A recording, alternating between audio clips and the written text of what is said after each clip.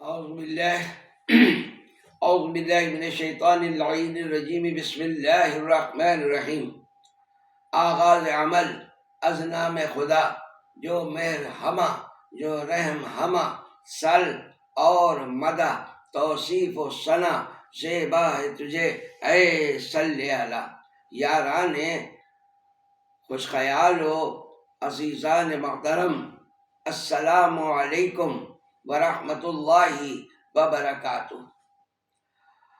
بفضل تعالی ہمیں یہ بات اچھی طرح معلوم ہے کہ حضرت سیدنا صدیق اکبر رضی اللہ تعالی عنہ اخلاق عالیہ کے مالک، اوصاف حمیدہ سے متصف، قبیلہ قریش کے معزز خاندان کے فرد، بہترین اور کامیاب کاروباری شخصیت، راست باز، دیانت دار، غریبوں کی مدد کرنے کے لیے ہمیشہ کوشاں اور مشہور، یتیموں اور بیواؤں کے سرپرست تھے، زمانے جہالت کی آلودگیوں سے مبرہ، بت پرستی کی لعنت سے بیزار۔ آپ نے کبھی کسی بت کے آگے سجدہ نہیں کیا، شراب نوشی سے متنفر رہے اور جوئے کی لعنت سے کوسوں دور رہے۔ صاحب ثروت اور مالدار ہونے کے باوجود غرور و تکبر آپ کو چھو کر بھی نہیں گزرا۔ خوش خلق، بلند کردار، عالی ظرف، بات کے سچے، وعدے کے پکے، متحمل مزاج، نہایت بردبار شخصیت کے مالک تھے۔ مکے والوں کے دلوں میں آپ کے لیے عزت و احترام کے جذبات موزن تھے۔ نتیجہ یہ کہ آپ کا حلقہ احباب نہایت وسیع تھا۔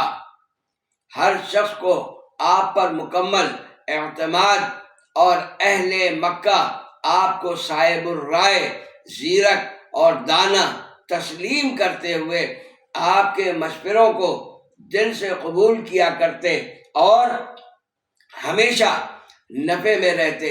مشرف باسلام ہونے کے بعد آپ کی طبع فیض رساں کو یہ کیوں کر پسند لا سکتا تھا کہ آپ کے اپنے بھائی بہن اور دوست احباب اور جاننے پہچاننے والے کفر کے اندھیروں میں ٹامک ٹوئیاں مارتے پھریں اور ناکامی اور ہلاکت کے دکھ درد جھیلیں۔ چنانچہ آپ رضی اللہ تعالی عنہ نے اپنے حلقہ احباب میں اسلام کی تبلیغ و اشاعت کا کام شروع فرما دیا اور اس کے بڑے مثبت نتائج آنا شروع ہو گئے۔ بڑی بڑی عظیم شخصیات دائرہ اسلام میں داخل ہونے لگیں۔ ان چند خوش نصیبوں کے اسماء گرامی جنہیں حضرت ابوبکر صدیق رضی اللہ تعالی عنہ کی تبلیغ کے نتیجے میں مشرف باسلام ہونے کی سعادت اور دولت ایمان حاصل کرنے کی عزت حاصل ہوئی، حضرت عثمان ابن عفان رضی اللہ تعالی عنہ، حضرت زبیر بن العوام، حضرت عبد الرحمن ابن عوف، حضرت سعد ابن ابی وقاص، حضرت طلحہ بن عبید اللہ وغیرہم۔ مختصر تذکرہ ان بزرگوں کا: اول سیدنا عثمان غنی رضی اللہ تعالی عنہ، آپ خلفائے راشدین میں سے تیسرے خلیفہ راشد ہیں۔ آپ نے 2 بار ہجرت فرمائی، پہلے حبشہ اور پھر مدینہ منورہ۔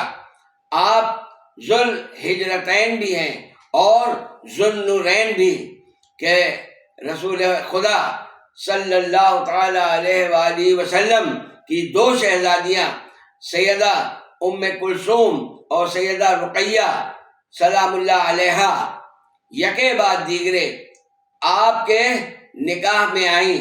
آپ کے عہد خلافت میں قبرص، استخر، یہ ایران کا صوبہ ہے، فارس کا ایک شہر، خوز، فارس کا آخری حصہ تبرستان، دار ابرجد، کرمان اور سجستان وغیرہ اسلامی ریاست میں شامل ہوئے۔ اسلام کی ترویج و اشاعت اور مسلمانوں کی فلاح و بہبود کے لیے آپ نے اپنی دولت بے دریغ خرچ فرمائی۔ ایک نہایت کامیاب تاجر ہونے کے ساتھ ساتھ آپ کو اللہ نے وسعت قلب بھی عطا فرمائی تھی۔ آپ کا چہرہ بڑا ہی خوبصورت تھا، جلد ریشم کی طرح نرم اور ملائم، گندمی رنگت، گھنی داڑھی۔ آپ اسلامی مملکت کے تیسرے خلیفہ برحق تھے اور عشرہ مبشرہ میں شامل ان 10 اصحاب کرام میں سے ایک جن کو نبی مکرم صلی اللہ تعالی علیہ وآلہ وسلم نے اپنے لسان مبارک سے بشارت دی جنت کی اس حیات میں، اس دنیا میں۔ سن 35 ہجری میں غداروں اور باغیوں نے آپ کو 82 سال کی عمر میں شہر پرنور مدینہ منورہ میں 18 ذی الحجہ کو روزے کی حالت میں شہید کر ڈالا۔ اللہ کی، اس کے فرشتوں کی، تمام نبیوں کی اور سارے انسانوں کی طرف سے قیامت تک اس منصوبہ ساز، سازشی شخص اور اس کے شرکائے کار اور ہم نواؤں پر ہر آن لعنت۔ بے شک اللہ مجرموں اور ان کے مداحوں سے خوب آگاہ ہے۔ دوسرے نمبر پر حضرت زبیر بن العوام رضی اللہ تعالی عنہ، آپ حضور نبی کریم صلی اللہ تعالی علیہ وآلہ وسلم کی پھوپھی حضرت صفیہ کے صاحبزادے ام المومنین حضرت خدیجہ الکبریٰ سلام اللہ علیہا کے بھتیجے تھے۔ کم سنی میں ہی مشرف اسلام ہوئے۔ جب آپ کے چچا کو معلوم ہوا تو اس نے طیش میں آ کر کہا کہ وہ ان کو مجبور کر دے گا کہ وہ محمد صلی اللہ تعالی علیہ وآلہ وسلم کا دین ترک کر کے واپس اپنے آبائی دین پر آ جائیں۔ وہ 10 سال کے ننھے بچے تھے کہ ان کا چچا ان کو چٹائی میں لپیٹ کر دھواں دیتا جس سے آپ کا دم گھٹنے لگتا۔ پھر وہ کہتا کہ اس عذاب سے بچنا ہے تو زبیر تو محمد ابن عبداللہ کا ساتھ چھوڑ دے۔ اور یہ سن کر نوخیز زبیر گرج کر کہتے کہ لا، یعنی نہیں، واللہ، خدا کی قسم، لا اعود للکفر ابدا، بے شک میں ہرگز کفر کی طرف قیامت تک کبھی نہیں پلٹوں گا۔ آپ کی شجاعت اور سخاوت اسلام کا وہ درخشاں باب ہے کہ جس کی نظیر بھی ممکن نہیں۔ آپ اس مجلس شورا کے رکن تھے جسے سیدنا عمر فاروق رضی اللہ تعالی عنہ نے اپنی وفات کے بعد نئے خلیفہ کے انتخاب کے لیے مقرر فرمایا تھا۔ آپ نے پہلے حبشہ پھر مدینہ المنورہ ہجرت فرمائی۔ امت محمدیہ میں جہاد کے لیے سب سے پہلے تلوار اٹھانے کا اعزاز بھی حضرت زبیر رضی اللہ تعالی عنہ کو ہی حاصل ہوا۔ تمام غزوات میں شرکت سے شرفیاب ہوئے۔ فتح یرموک اور فتح مصر کے غازی اور فاتح سیدنا زبیر بن العوام 67 سال کی عمر میں واصل بحق ہوئے رضی اللہ تعالی عنہ۔ حضرت سیدنا عبد الرحمن ابن عوف رضی اللہ تعالی عنہ عشرہ مبشرہ میں شامل صحابی ہیں۔ حضرت سیدنا عمر فاروق رضی اللہ تعالی عنہ کی قائم کردہ مجلس شورا کے رکن حبشہ اور مدینہ طیبہ کی ہجرتوں سے شرف یاب تمام غزوات میں سید العالمین صلی اللہ تعالی علیہ وآلہ وسلم کے ساتھ شریک احد میں 21 زخم کھائے اور آگے کے 2 دندان مبارک راہ حق میں نظر کرنے والے سیدنا عبد الرحمن ابن عوف رضی اللہ تعالی عنہ ایک کامیاب تاجر، دولت و ثروت والے، نہایت سخی اور راہ خدا میں پانی کی طرح اپنا پیسہ خرچ کرنے والے اور بہانے والے صحابی تھے۔ سرخ و سفید رنگت، خوب رو، سیاہ چشم، لمبی پلکیں، بلند بینی، ہتھیلیاں پرگوشت اور انگلیاں بھاری، آخری عمر میں بھی سارے بال کالے تھے۔ 72 سال کی عمر میں سن 32 ہجری میں آپ نے وصال فرمایا رضی اللہ تعالی عنہ۔ چوتھے نمبر پر حضرت سعد ابن وقاص رضی اللہ تعالی عنہ، آپ 19 برس کی عمر میں مشرف با اسلام ہوئے، عشرہ مبشرہ میں شامل ہیں اور اس 6 رکنی مجلس شورا کے رکن بھی جسے حضرت سیدنا عمر فاروق رضی اللہ تعالی عنہ نے اپنے بعد خلیفہ مقرر کرنے کے لیے مقرر فرمایا تھا۔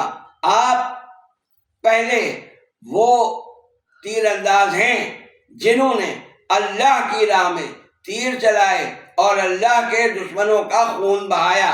آقائے دو جہاں سرور کائنات صلی اللہ تعالی علیہ وآلہ وسلم سے پہلے مدینہ منورہ کی طرف ہجرت فرمائی، فارس اسلام یعنی اسلام کے شہسوار کا لقب پایا اور تمام معرکوں میں شریک رہے اور شجاعت کے جوہر دکھائے۔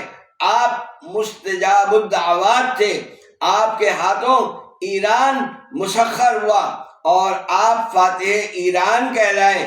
کسرا کے پائے تخت مدائن پر اسلام کا پرچم آپ ہی نے لہرایا۔ سن 55 ہجری میں وصال فرمایا اور جنت البقیع میں مدفون ہیں۔ آپ کی رنگت گندمی تھی اور آپ دراز قد تھے، سر بڑا تھا۔ حضرت طلحہ بن عبید اللہ رضی اللہ تعالی عنہ یہ بھی عشرہ مبشرہ میں شامل اصحاب ذی وقار میں سے ایک ہیں۔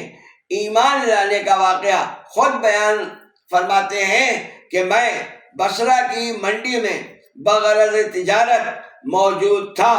وہاں ایک خانقاہ قائم تھی جس میں ایک راہب مقیم تھا۔ اس نے لوگوں سے دریافت کیا کہ ان بیرونی تاجروں میں کوئی تاجر مکے سے بھی آیا ہے؟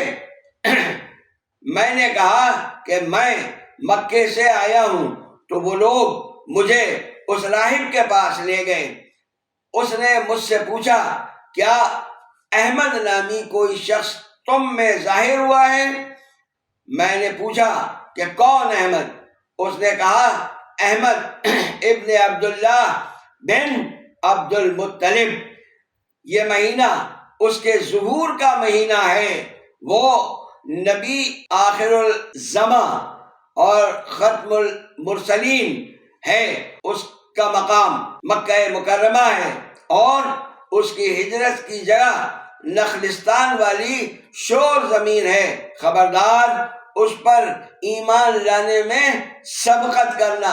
میرے دل میں یہ بات بیٹھ گئی، چنانچہ میں بعجلت مکہ مکرمہ واپس لوٹا تو مجھے خبر دی گئی کہ محمد ابن عبداللہ صلی اللہ تعالی علیہ وآلہ وسلم نے نبوت کا اعلان کیا ہے اور حضرت ابوبکر صدیق رضی اللہ تعالی عنہ ان پر ایمان لے آئے ہیں۔ میں فوراً ان کے پاس گیا، انہوں نے مجھے اسلام کے بارے میں بتلایا اور تعلیم فرمائی اور مجھے لے کر حضور نبی کریم رؤوف الرحیم صلی اللہ تعالیٰ علیہ وآلہ وسلم کی خدمت اقدس میں حاضر ہوئے اور میں مشرف باسلام ہو گیا۔ نوفل بن عدویہ جو اسد قریش کے لقب سے مشہور تھا، جب اسے حضرت طلحہ کے اسلام لے آنے کی خبر ملی تو وہ غصے میں بے قابو ہو گیا اور اس نے حضرت ابوبکر صدیق رضی اللہ تعالی عنہ اور حضرت طلحہ رضی اللہ تعالی عنہ کو کس کر رسی سے باندھ دیا، لیکن ابن عدویہ یا عدویہ کی قوت اور دبدبے کا اتنا روب اور ڈر سب پر غالب تھا کہ بنو تیم حضرت ابوبکر صدیق رضی اللہ تعالیٰ عنہ کے قبیلے کے کسی فرد کی یہ ہمت و جسارت نہ ہوئی کہ وہ ہر دو حضرات کو رہائی دلاتا۔ حضور صلی اللہ تعالیٰ علیہ وآلہ وسلم دعا فرمایا کرتے تھے کہ اے اللہ ہمیں عدویہ کے بیٹے کے شر سے بچا۔ نبی مکرم صلی اللہ تعالی علیہ وآلہ وسلم نے آپ کو طلحۃ الخیر اور طلحۃ الجواد کے القاب سے ملقب فرمایا۔ آپ اولین مہاجرین میں شامل ہیں۔ بدر کے علاوہ تمام غزوات میں آپ نے شرکت فرمائی۔ آپ کی عمر 64 سال تھی کہ بصرہ میں داعی اجل کو لبیک کہا اور وہیں دفن ہوئے رضی اللہ تعالی عنہ۔ حضرت ابوبکر صدیق رضی اللہ تعالی عنہ کی مساعی سے اور بھی افراد ایمان کی دولت سے مالا مال ہوئے۔ فی الحال فی امان اللہ، اس دعا کے ساتھ کہ اللہ اپنے فضل و کرم سے تمام مومنین و مومنات، مسلمین و مسلمات کو دارین میں کامیاب و کامران و بامراد فرمائے، آمین۔